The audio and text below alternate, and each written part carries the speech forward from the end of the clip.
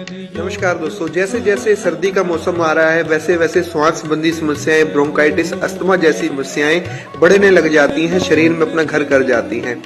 आप ये नहीं जानते होंगे कि श्वास संबंधी रोग वात और कफ बढ़ने से शरीर के अंदर ज्यादा उत्पन्न होते हैं, बढ़ते हैं।